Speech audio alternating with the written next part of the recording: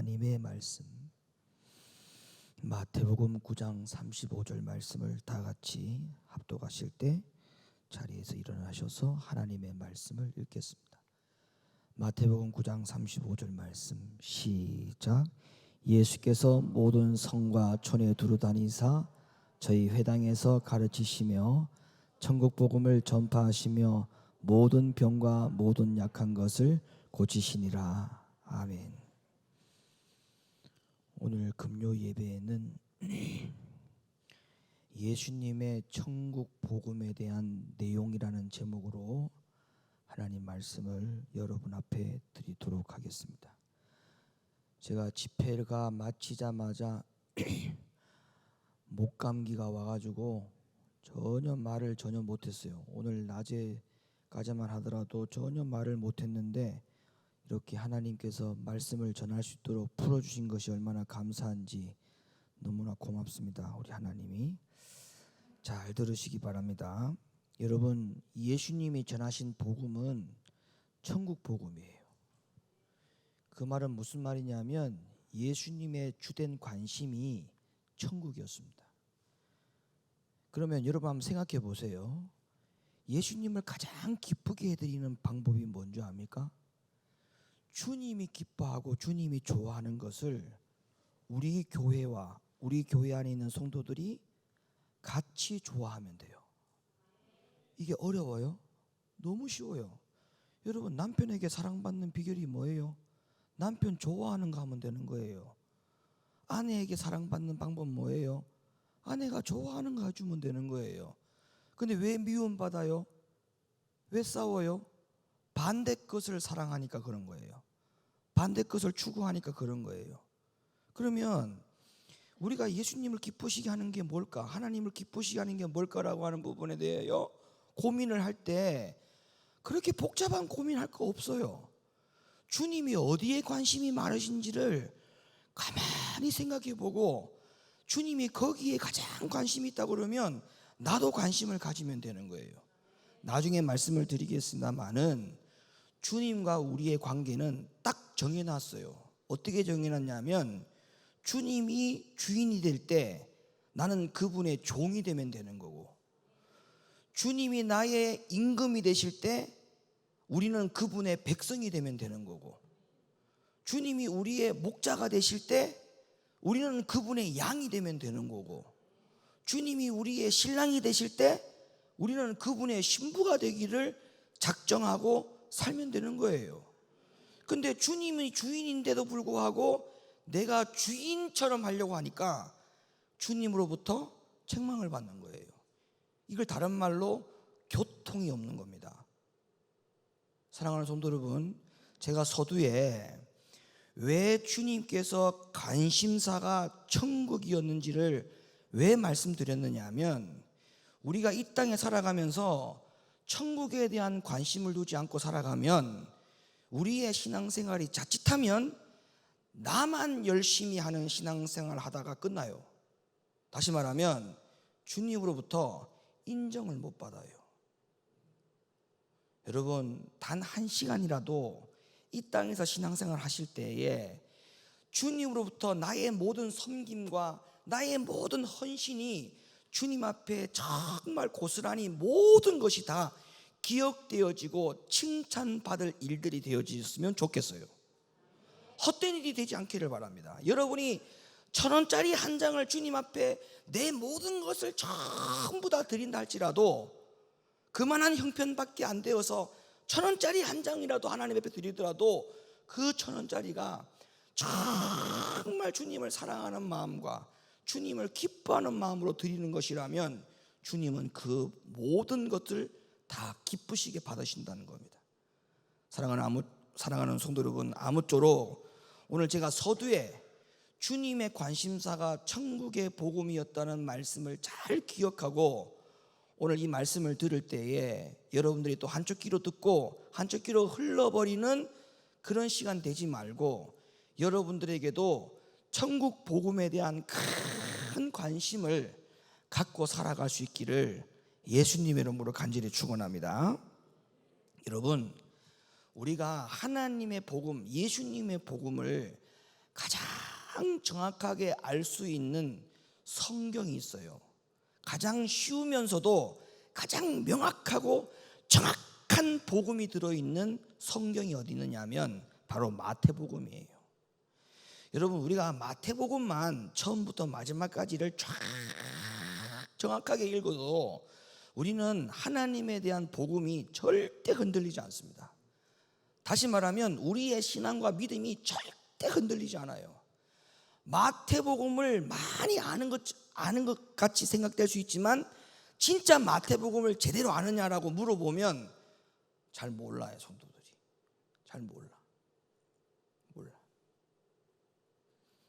그래서 여러분, 특별히 이 마태복음 13장을 열어보면요, 예수님이 말씀하신 비유들 가운데에 이 모든 비유가 전부 다 무엇을 상징하고 말씀하고 있느냐면 마태복음 13장은 전부 다 천국에 대한 말씀이에요.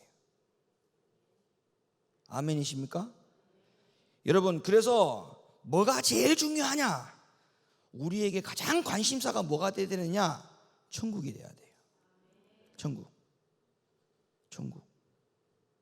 자, 그러면 예수님의 천국의 복음에 대한 내용이 뭔지 제가 3가지를 말씀드릴 테니까 잘 새겨 들으시기 바랍니다. 예수님의 천국의 복음의 내용, 첫 번째, 따라합시다. 회개가 들어있다. 예수님의 천국 복음의 내용에 첫 번째가 뭐가 들어있다고요? 회개가 들어있어요. 여러분, 회개의 신앙은 천국의 신앙으로 바로 가는 직결되는 복음입니다. 오늘날 어떤 교회들은 회개를 할 필요가 없다라고 가르치는 교회들이 있는 것 같아요. 그거 정말 위험한 겁니다. 성경은 우리에게, 특별히 예수님의 천국의 복음의 내용에 회개가 첫 번째로 들어있다는 사실을 기억하셔야 돼요. 회개를 부정하는 것은 천국의 복음에, 예수님이 말씀하신 천국의 복음의 뿌리를 송두리째 신앙의 근간을 흔드는 행위로 간주해도 과언이 아닙니다. 여러분, 누가 뭐라 해도 절대 미혹되면 안 돼요. 천국의 복음의 내용에 회개가 절대적으로 빠져있지 않다. 아멘이십니까?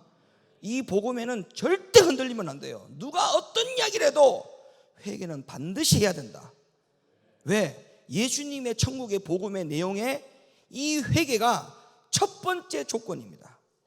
자, 성경을 한번 볼까요? 마태복음 4장 17절 말씀 읽어주세요. 이때부터 예수께서 비로소 전파하여 가라사대 회개하라 천국이 가까웠느니라 하시더라. 마가복음 1장 15절 말씀. 가라사대 때가 찼고 하나님 나라가 가까웠으니 회개하고 복음을 믿으라 하시더라. 히브리서 6장 1절 말씀. 그러므로 우리가 그리스도 도의 초보를 버리고 죽은 행실을 회개함과 하나님께 대한 신앙과. 자, 그 다음에 말씀이 굉장히 중요한 말씀이에요. 사도행전 5장 30절로부터 31절 말씀. 너희가 나무에 달아 죽인 예수를 우리 조상의 하나님이 살리시고 이스라엘로 회개케 하사 죄사함을 얻게 하시려고 그를 오른손으로 높이사 임금과 구주를 삼으셨느니라. 자, 여기에 말씀에 보면 앞에서는 회개에 대한 이야기를 먼저 하셨죠. 회개하고 천국이 가까웠다는 것을 믿으라고 했어요.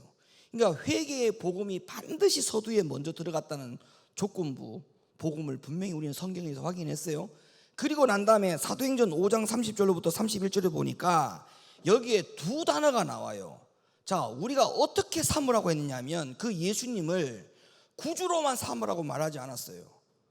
여기 어떤 단어가 추가가 됐냐면 예수님을 임금으로 삼고 구주로 삼으라 했어요. 여러분, 이거는 굉장한 말씀이 주시는 것이 시사하는 내용입니다. 뭐냐면, 자, 구주로 우리에게 주님이 주신 것이라면 우리는 믿기만 하면 돼요. 예수님을 우리에게 구주로만 소개했다면 우리는 그 구주 예수를 믿기만 하면 된다니까요.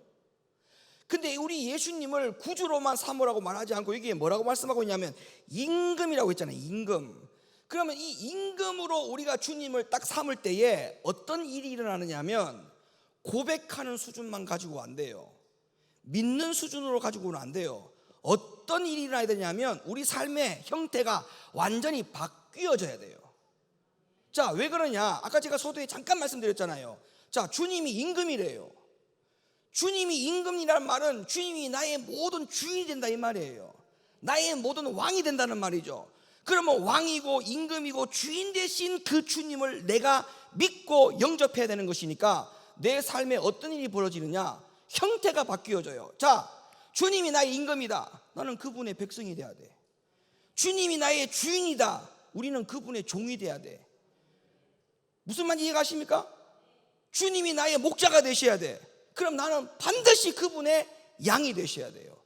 여러분, 그러니까 어쩔 수 없이 예수님을 나의 임금, 예수님을 나의 구주, 예수님을 나의 목자, 더 나아가서 예수님을 나의 신랑으로 삼으시기를 원한다면 우리는 그분의 종이 돼야 되고, 그분의 양이 돼야 되고, 그분의 신부가 돼야 되고, 그분의 종이 돼야 되기 때문에 삶의 형태가 안 바뀔래야 안 바뀔 수가 없어요. 그냥 구주로만 삼는다면 간단해요. 그 구주를 믿기만 하면 돼요. 고백하기만 돼요. 그런데 지금 성경에서 뭐라고 말했습니까? 예수님을 구주로만 삼으라고 말하지 않습니다. 임금과 구주로 삼아라. 우리의 삶의 방식이 바뀌어지지 않는 것은 지금 이 말씀을 거행하고 있는 것입니다. 거역하고 있는 겁니다. 예수님을 구주로만 영접해서 그래요. 임금으로 영접하느냐, 내 삶의 모든 주인이 주님이라는 것을 고백하느냐, 내 건강의 주인이 누구냐, 내 시간의 주인이 누구냐, 내 물질의 주인이 누구냐, 내 모든 삶의 모든 것의 주인이 누구냐, 이거는 굉장한 중요한 문제입니다. 그래서 나의 임금, 나의 왕, 나의 주인으로 예수님을 모시는 삶을 사는 사람은 회개를 하지 않으려야 안 할 수가 없어요. 왜? 늘 주님을 나의 왕으로 삼고 주인으로 삼고 나의 목자로 삼고 나의 주인으로 삼을 때마다 항상 그분의 종인 나, 그분의 자녀인 나, 내 모습을 볼 때마다 부족한 면밖에 없잖아. 부족한 면밖에 없잖아요. 그러니까 어찌 회개하지 않을 수 있습니까? 자, 누가복음 5장 31절부터 32절 말씀. 예수께서 대답하여 가라사대 건강한 자에게는 의원이 쓸데없고 병든 자에게라야 쓸데있나니 내가 의인을 부르러 온 것이 아니요 죄인을 불러 회개시키러 왔노라. 마가복음 6장 12절은요? 제자들이 나가서 회개하라 전파하고. 사도행전 2장 37절로부터 38절 말씀. 저희가 이 말을 듣고 마음에 찔려 베드로와 다른 사도들에게 물어가로되 형제들아 우리가 어찌할꼬 하거늘 베드로가 가로되 너희가 회개하여 각각 예수 그리스도의 이름으로 침례를 받고 죄 사함을 얻으라. 그리하면 성령을 선물로 받으리니. 사도행전 3장 17절로부터 19절 말씀. 형제들아 너희가 알지 못하여서 그리하였으며 너희 과던들도 그리한 줄 아노라. 그러나 하나님이 모든 선지자의 입을 의탁하사 자기의 그리스도의 해받으실 일을 미리 알게 하신 것을 이와 같이 이루셨느니라. 그러므로 너희가 회개하고 돌이켜 너희 죄 없이 함을 받으라. 이같이 하면 유쾌하게 되는 날이 주 앞으로부터 이를 것이요. 주님의 천국의 복음의 내용에 전부 다 회개가 빠지지를 않습니다. 회개하고 돌이켜, 전부 다 회개하라고 하는 말씀밖에 없어요. 사도행전 17장 30절로부터 31절. 알지 못하던 시대에는 하나님이 허물지 아니하셨거니와 이제는 어디든지 사람을 다 명하사 회개하라 하셨으니 이는 정하신 사람으로 하여금 전하를 공의로 심판할 날을 작정하시고 이에 저를 죽은 자 가운데서 다시 살리신 것으로 모든 사람에게 믿을 만한 증거를 주셨음이니라 하니라. 사도행전 20장으로 넘어갑니다. 20장 21절. 유대인과 헬라인들에게 하나님께 대한 회개와 우리 주 예수 그리스도께 대한 믿음을 증거한 것이라. 26장 19절로부터 21절 말씀 마지막으로 보겠습니다.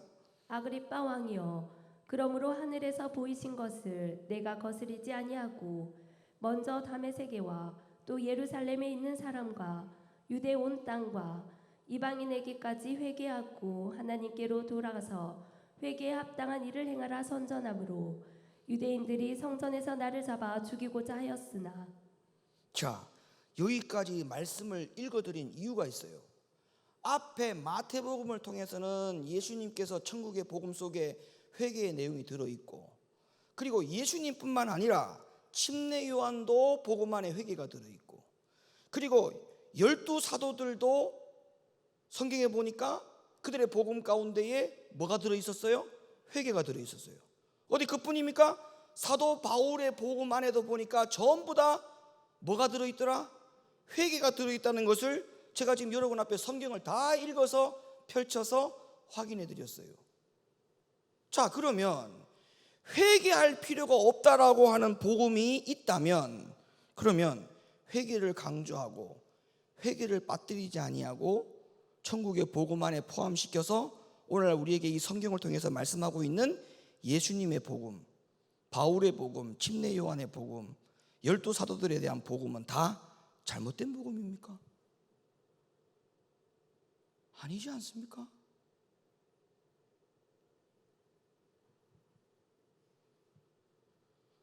오늘날 이 하나님의 말씀에 회개의 복음은 절대 빠지면 안 되는 복음 중에 하나가 돼야 돼요.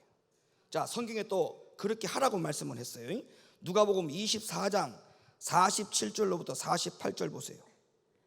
또 그의 이름으로 죄사함을 얻게 하는 회개가 자, 뭐가? 회개를 어떻게 하라 했냐? 그 다음 말씀 보세요. 예루살렘으로부터 시작하여 네. 모든 족속에게 전파될 것이 기록되었으니 아멘. 너희는 이 모든 일의 증인이라. 아멘. 예루살렘에서부터 모든 족속에 전파되어야 될 것이 회개다. 그럼 오늘날 하나님의 말씀 가운데 회개를 빠뜨리는 설교는 성도들의 영혼을 살리는 말씀이 아닙니다.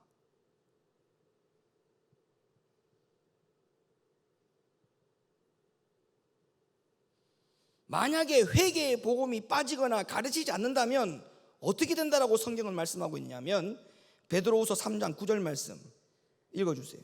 주의 약속은 어떤 이에 더디다고 생각하는 것 같이 더딘 것이 아니라 오직 너희를 대하여 오래 참으사 아무도 멸망치 않고 다 회개하게 이르기를 원하시느니라. 아멘. 다 구원에 이르게 하도록 위해서. 왜 회개에 대한 복음을 여러분이 들으셔야 되느냐면 회개의 복음을 들어야만 여러분들이 구원을 얻을 수 있어요. 구원을 얻을 수 있어요. 사랑하는 성도 여러분, 예수님의 천국의 복음의 첫 번째 내용이 뭐라고요? 회개예요. 이 회개의 복음을 절대적인 천국의 복음의 진리로 받아들이기를 예수님의 이름으로 간절히 축원합니다. 두 번째로 예수님의 천국의 복음에는 또 뭐가 들어있느냐면 순종이 들어있어요. 많은 사람들이 그렇게 생각합니다. 구원은 믿음으로 받는 것인데 왜 예수님은 마태복음 7장 27절에서 이런 말씀을 하셨을까라고 하는 그런 의아해하는 부분들이 있을 수 있어요. 자, 마태복음 7장 21절에 뭐라고 기록됐는가를 한번 보십시다. 읽어주세요. 나더러 주여 주여 하는 자마다 다 천국에 들어갈 것이 아니요 다만 하늘에 계신 내 아버지의 뜻대로 행하는 자라야 들어가리라. 여러분, 왜 믿음이 그냥 구원은 믿음으로 받는 것이라고 생각하느냐 하면 여기에는 믿음은 단지 믿는 것이 아니라는 것에 대해서 잘 몰라서 그러는 거예요. 무슨 말이냐면 믿음이라는 것은 지적 수긍을 말하는 게 아니에요. 예수님을 영접하는 결단이 있어야 됩니다. 결단. 그래서 성경에는 참 믿음을 표현할 때 내가 예수님을 임금으로 구주로 영접하여 모셔드리는 것이라고 분명히 말씀하고 있어요. 자, 요한복음 1장 11절 다시 한번 읽어주세요. 자기 땅에 오매 자기 백성이 영접지 아니하였으나 영접하는 자 곧 그 이름을 믿는 자들에게는 하나님의 자녀가 되는 권세를 주셨으니. 아멘. 자, 여기에서 영접이라고 하는 이 단어를 잘 해석해야 됩니다. 여러분, 요한복음 1장 11절과 12절의 말씀에 하나님의 자녀가 되는 이 권세를 주시기 위해서는 그 이름을 믿는 자, 그 이름을 영접하는 자라고 하는 단서 조항이 여기에 기록이 되어 있지만, 그러나 이 말씀이 11절과 12절 말씀이 주어지기까지는 그 앞전에 1장 1절부터 무슨 말씀이 기록되어 있는지를 분명히 봐야 된다고 제가 분명히 말씀드렸죠. 요한복음 1장 1절부터 이 10절까지 기록된 모든 말씀을 전체를 다 포함해서 11절에 와서 비로소 영접해야 되는 거예요. 그러니까 11절에서 하늘에서 뚝 떨어진 갑자기 무언가를 영접하라고 하는 명령을 우리에게 한 게 아니라, 요한복음 1장 1절부터 10절까지의 모든 앞에 있는 내용들을 다 영접하라는 거예요. 그러면 요한복음 1장 1절부터 10절까지의 모든 말씀에 영접할 내용들이 뭐냐? 거기에 모든 내용이 뭐라고, 내용을 정리해 보면 이런 거예요. 하나님은 말씀이라 이렇게 말씀하고 있어요. 그리고 그 말씀은 참 빛이라 이렇게 말씀하고 있어요. 그리고 그 말씀은 빛이요 생명이라 말씀하고 있어요. 그러면 우리가 11절에 와서 비로소 영접하는 자, 곧 그 이름을 믿는 자들에게는 이렇게 말씀하고 있단 말이에요. 그러면 뭐를 영접해야 되느냐? 하나님의 말씀을 영접할 것. 단 하나님의 말씀을 어떤 말씀으로 영접하라는 것이냐? 참 빛, 참 생명의 말씀으로 영접하는 자, 곧 그 이름을 믿는 자들에게는 하나님의 자녀가 되는 권세를 주셨다. 그러면 보세요. 하나님의 말씀을 영접하고 말씀을 믿는 것이 하나님을 믿는 것이니까, 그러면 말씀을 믿는다는 말은 무슨 말이에요? 말씀을 믿는 이유가 뭐예요? 그 말씀대로 순종하여 살도록 하기 위해서 말씀을 믿는 거 아닙니까? 그러니까 여러분들, 말씀을 들으면 안 돼. 말씀을 듣고 믿어야 돼요. 믿고 난 다음에 뭐 해야 돼요? 순종해야 돼요. 근데 그 말씀이 믿어지고 순종한다는 것은 결론적으로 하나님의 말씀을 요한복음 1장 1절로부터 10절까지 기록되어 있는 그 말씀의 내용으로 보면, 하나님의 말씀을 빛으로 생명으로 믿는 자는 그렇게 된다는 거예요. 그렇게 된다는 거예요. 그러면 하나님의 말씀을 믿는 것과 순종하는 것은 불가분의 관계입니다. 불가분의 관계예요. 반드시 필요한 거예요. 말씀을 믿는다? 그럼 말씀을 믿는데 순종이 안 가진다? 그럼 말씀을 안 믿는 거예요. 말씀이 믿어지는데 어떻게 순종 안 할 수가 있어요? 말씀이 믿어지니까 순종하는 거죠.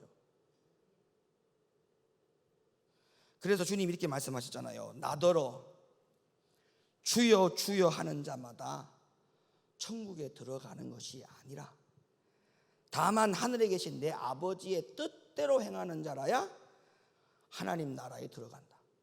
그럼 여기서 나더러 주여 주여 하는 자마다는 못 들어간대요. 그럼 여기서 말하는 주여 주여는 뭐예요? 주님 아니에요? 주님 맞잖아요. 근데 그 주님으로는 하나님 나라 못 간다는 말이잖아요. 이상하지 않아요? 예수님의 이름을 불렀는데 하나님 나라 못 들어간다는 말씀이 이상하지 않아요?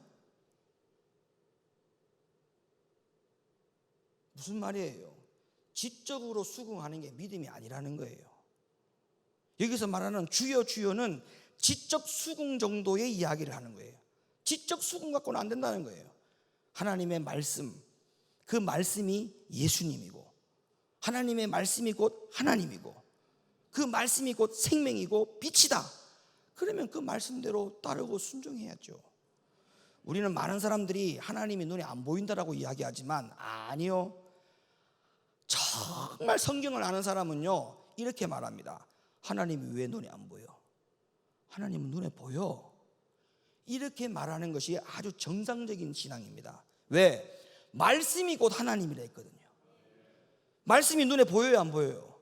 보이죠? 그럼 하나님이 눈에 보이는 거예요.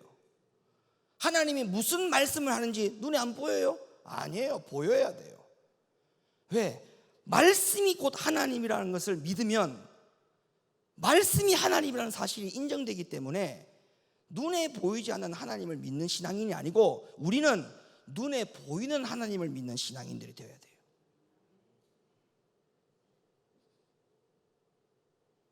그러니까 눈에 안 보이는 하나님, 눈에 안 보이는 예수님이라고 생각하니까 목사님의 입에서 나오는 말씀을 사람의 말로 받는 거예요. 그러니까 그 말씀 속에서 내가 받을 말씀이 있고 내가 거부해야 될 말씀이 따로 있고 이렇게 받는 거죠. 하나님의 말씀을. 그러면 하나님의 말씀은 생명으로 빛으로 받는 의미가 없는 것입니다. 사랑하는 성도 여러분, 간곡하게 부탁드립니다. 이 앞에 있는 종이 사람의 말을 하지 않는 이상 성경에 있는 말씀을 읽어 드릴 때에 하나님의 말씀으로 받기를 예수님의 이름으로 축원합니다. 하나님의 말씀으로 받아야 돼요. 하나님의 말씀으로. 그걸 볼 때, 들을 때 하나님의 말로 받아야 되고 하나님의 말로 들어야 돼요. 눈에 보이는 하나님이 생생해져야 돼요. 누가복음 6장 46절 읽어주세요. 너희는 나를 불러 주여 주여 하면서도 어찌하여 나의 말하는 것을 행치 아니하느냐. 내게 나와 내 말을 듣고 행하는 자마다 누구와 같은 것을 너희에게 보이리라. 집을 짓되 깊이 파고 준초를 반석 위에 놓은 사람과 같으니 큰 물이 나서 탕류가 그 집에 부딪히되 잘 지은 연고로 능히 요동케 못하였거니와 듣고 행치 아니하는 자는 주초 없이 흙 위에 집 지은 사람과 같으니 탕류가 부딪힘에 집이 곧 무너져 파괴됨이 심하니라 하시니라. 아멘. 하나님의 말씀을 하나님으로 받고 순종하는 천국의 복음에 여러분들이 다 동의하는 살아있는 생명의 성도님들 되시기를 예수님의 이름으로 축원합니다. 마지막 세 번째 예수님의 천국의 복음에는 내용 안에는 뭐가 들어있느냐? 대가 지불 요구가 들어있습니다. 따라합시다. 대가 지불 요구가 들어있다. 여러분, 누가복음 14장에 보면 예수님과 부자 청년의 대화가 나오는데 여기서 부자 청년이 영생을 얻기 위해서 예수님께 질문을 하는 장면이 나옵니다. 이때 예수님이 그 청년에게 해주었던 답이 뭐였느냐 하면 누가복음 14장 26절로부터 27절 한번 읽어주세요. 물은 내게 오는 자가 자기 부모와 처자와 형제와 자매와 및 자기 목숨까지 미워하지 아니하면 능히 나의 제자가 되지 못하고 누구든지 자기 십자가를 지고 나를 쫓지 않는 자도 능히 나의 제자가 되지 못하리라. 그리고 33절 이렇게 말씀하셨어요. 이와 같이 너희 중에 누구든지 자기의 모든 소유를 버리지 아니하면 능히 내 제자가 되지 못하리라. 참 이 말씀을 볼 때마다 느끼는 부분이지만 잘 수긍이 안 되는 말씀이에요. 왜냐하면 다 버리래요. 부모도 버리고 처자도 버리고 형제도 버리고 자매도 버리고 심지어는 자기 목숨까지 미워하라네요. 이런 말씀을 다 수긍하고 주님을 따르라고 말씀하시니 어찌 이 말씀이 수긍이 되겠습니까?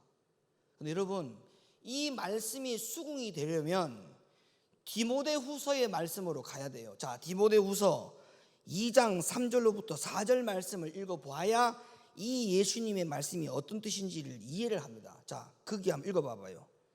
네가 그리스도 예수의 좋은 군사로 나와 함께 고난을 받을지니 군사로 다니는 자는 자기 생활에 얽매이는 자가 하나도 없나니 이는 군사로 모집한 자를 기쁘게 하려 함이라. 자, 여기에서 결론이 나와요. 자, 우리가 주님의 군사들입니다. 이해가 가십니까? 그럼 제가 이렇게 한번 여러분에게 설명을 드려볼게요. 군인이 자기 생활에 얽매이는 걸 봤어요? 자, 무슨 말이냐? 결혼식에 참석하는 군인 봤어요?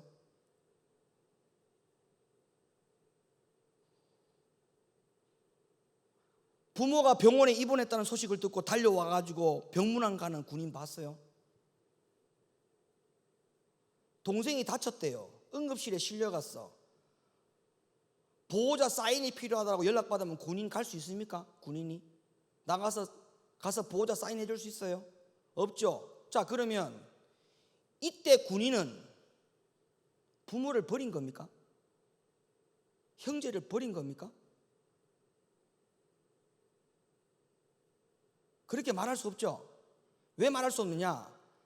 자기의 일에 뭐 하고 있는 거예요?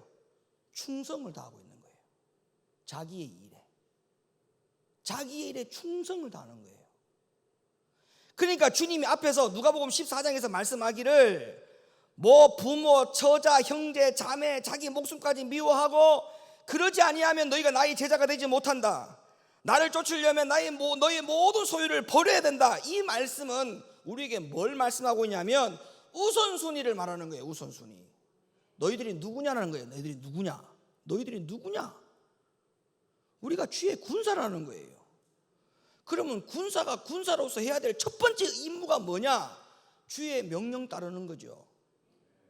그럼 주의 명령 따르는 군인이, 나라의 명령을 따르는 군인이 부모가 다쳐가지고 병원에 입원했다는 소식을 듣고 달려가지 못하는 군인 보고 저 부모 버린 놈, 나쁜 놈, 불효자 이렇게 말할 수 없지 않습니까?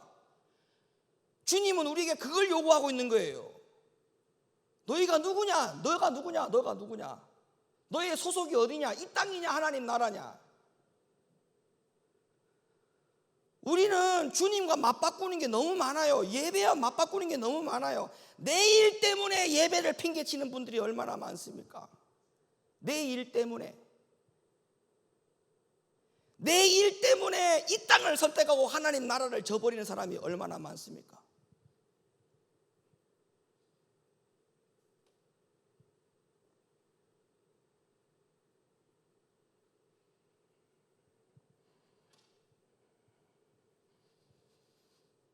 이해가 가십니까?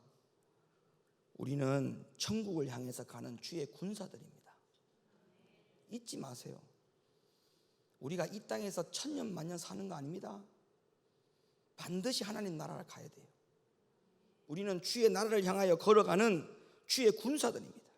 그러면 자기 생활에 얽매이는 것 때문에 천국을 향해서 가는 주의 군사의 직무를 버리면 안 된다는 거예요.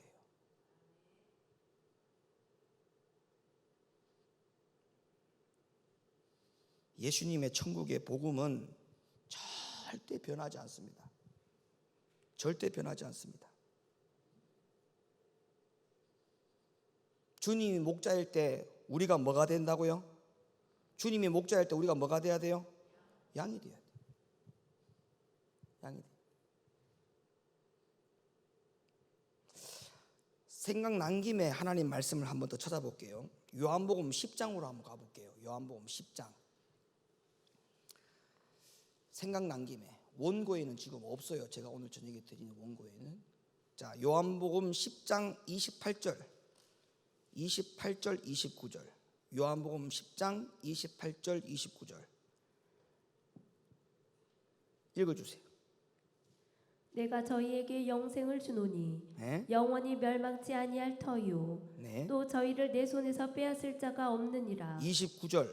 저희를 주신 내 아버지는 만유보다 크심에 아무도 아버지 손에서 빼앗을 수 없느니라.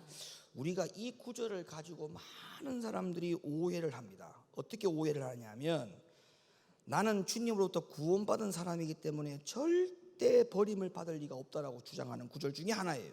왜? 여기에 보니까 영원히 멸망치 아니할 터이요. 또 저희를 내 손에서 빼앗을 자가 없다. 이렇게 말씀을 하시면서 29절에 와가지고는 아무도 아버지의 손에서 빼앗을 수 없다. 이렇게 말씀을 한 이 구절 때문에 그 봐라.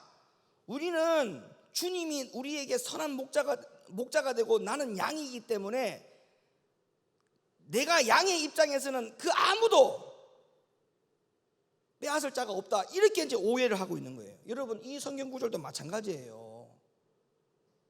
여기에 이 말씀에 보면 단서 조항이 있어요. 단서 조항. 자, 단서 조항이 뭐냐면 26절 가보세요. 26절 28절 29절만 보지 말고 그 앞에 26절을 보세요. 26절 읽어봐봐요. 너희가 내 양이 아니므로 믿지 아니하는도다. 자, 양이 내 양이 있고 내 양이 아닌 양이 있다고 말씀하고 있습니다. 분명히. 맞죠? 그 다음에 27절 내 양은 누구라고 말하느냐 보세요. 내 양은 내 음성을 들으며 나는 저희를 알며 저희는 나를 따르느니라. 자, 그리고 난 다음에 28절이죠. 이해가 되세요? 자, 27절에 내 양이 누군지를 분명히 말씀하고 있어요. 내 양은 누구라고 했어요? 내 음성을 듣고 나는 저를 알며 저희는 나를 따른다. 이 양이 주님의 양이라는 거예요. 그러면 앞에 26절에는 내 양이 아닌 양이 있다라고 하는 말은 무슨 말이냐면 내 양이 아닌 양은 내 음성을 따르지 않는다 이 말이겠죠. 그러면 28절에 약속한 것과 29절에 약속한 것은 어떤 양을 아버지의 손에서 빼앗을 자가 없다라고 말한 거겠습니까? 그렇죠. 내 음성을 알고 내 음성을 따르는 내 양일 경우에만 아무도 그를 빼앗을 자가 없다라고 하는 말씀이에요. 그런데 이 26절과 27절을 싹 다 빼버리고 28절, 29절만 가지고 그 봐라! 우리는 어떤 일이 있어도 아버지의 손에서 빼앗길 일이 없다. 우리는 막 천국 간다. 믿기만 해라. 아니면 우겨라. 소리 질러라. 이거는 정말 복음을 자기 마음대로 해석을 하는 거예요. 복음을 마음대로 해석하는 거예요. 자, 예수님의 천국의 복음 세 가지 말씀드렸어요. 첫째, 예수님의 천국의 복음 내용 안에는 첫 번째 뭐가 들어있다고요? 회개예요. 어떤 일이 있어도 천국의 복음 안에는 회개가 반드시 들어있다는 것을 믿으셔야 돼. 두 번째 뭐가 들어있어요? 순종. 천국의 복음 안에는 순종. 마지막 세 번째, 천국의 복음 안에는 뭐가 들어있어요? 대가. 우리가 누구라는 신분? 천국으로 가는 주의 군사라는 신분. 군사로서 마땅히 해야 될 일. 주의 군사는 움직이지 않습니다. 자기 생활에 얽매이지 않습니다. 우리가 주님의 군사라면 내 생활에 얽매임이 없어야 돼요. 내 생활 때문에 주일 성수를 포기하고, 내 생활 때문에 어떤 것을 포기하고, 주님의 어떤 것을 포기하고, 이거는 대가, 예수님의 천국 복음 안에 내용이 들어가 있는 대가를 소홀히 하는 거예요.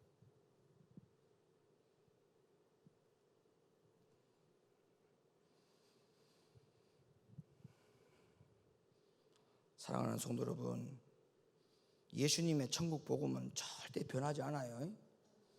성경의 복음이 기록된 대로 오늘날까지 그 복음은 한 번도 변한 적이 없어요.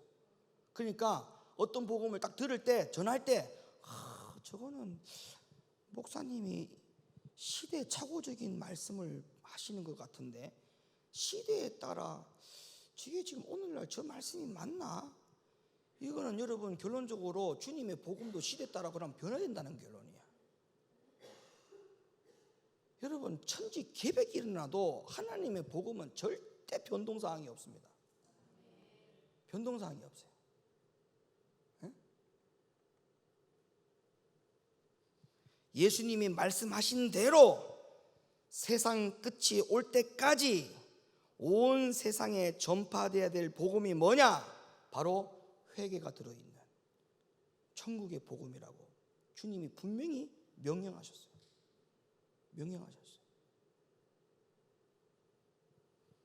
사람들의 눈치를 보거나 교인들이 무서워서 교인들이 떠날까봐 하나님이 세워놓은 이 강단에서 천국의 복음 가운데에 회개를 빼거나 순종을 빼고 천국 복음을 전한다면 그 모든 피해자는 성도들이라는 사실을 기억하셔야 됩니다. 그 모든 피해자는 성도들이에요. 오히려 그런 복음을 빼고 말씀을 전하면 이야기해야 돼요. 목사님, 성경에는 천국의 복음의 내용 속에 회개와 순종이 들어있는데 왜 목사님은 우리에게 회개하라는 말씀 한 번도 안 하고 순종하라는 말씀을 왜 하지 않습니까? 오히려 그렇게 반문을 해야 돼요. 근데 이게 거꾸로 됐어. 회개 이야기하고 순종 이야기하면 거부 반응을 해요. 시대착오적인 복음이라고 말합니다.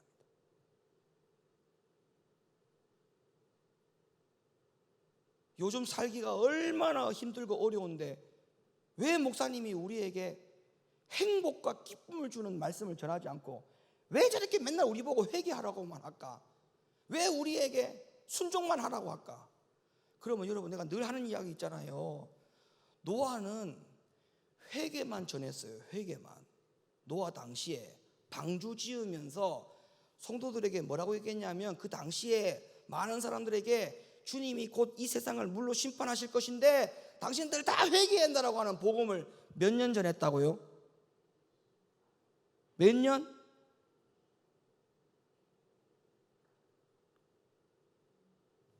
원래?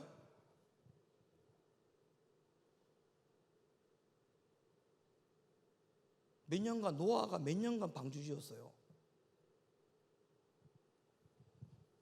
와, 이거 보통 일이 아니에요.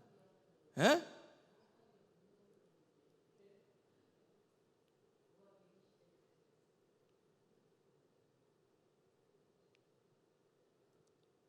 여러분, 오늘날 만약에 120년 동안 회개 복음 전하면 교인들 한 명도 안 남아 있을 겁니다. 다 떠날 거예요. 한번 생각해 보세요. 이번 주에도 교회 왔더니 회개 강조하고, 다음 주에도 왔더니 목사님 또 회개 설교하고, 한 달 내내 회개 설교하고, 다음 달에도 회개 설교하고, 올해도 회개 설교, 내년에도 회개 설교, 10년 후에도 회개 설교. 아마 그러면 교회들 다 떠날 거예요. 이 교회에서 더 이상 들을 거 없다. 뭐 다음 주 또 들어봤자 또 회개다. 안 그러겠어요?